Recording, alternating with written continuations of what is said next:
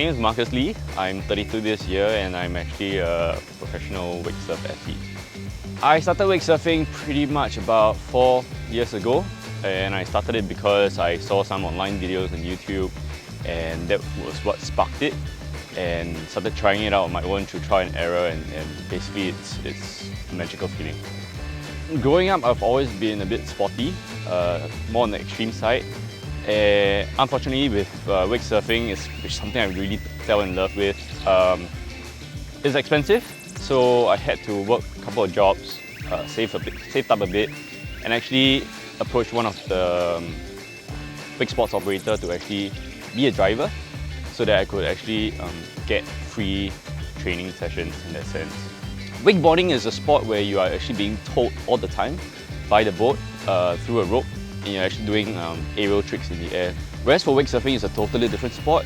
You can think of it as it being akin to ocean surfing, whereas the wave that you're on or going to be on is pretty much an endless wave. I made a switch because locally in Singapore there wasn't a water sports operator that was able to provide a proper boat that produces a proper wave and proper coaching and stuff like that. So I decided to venture into that to pretty much spread the love of the sport that I have to the masses in Singapore.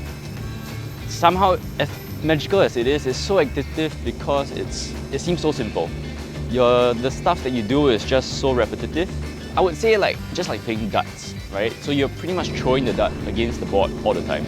But at the same time, it's always trying to get that tiny bullseye, which is pretty much the same for wake surf because you're doing same stuff, but in order for you to master it, it's so much repetition, so much practice, and that is really what gets me going. At the same time, it teaches me how to not be a control freak, because wake surfing is actually something that you have to pretty much chill, let loose, go with the flow, feel that wave, instead of overdoing in terms of control. It just goes haywire thereafter.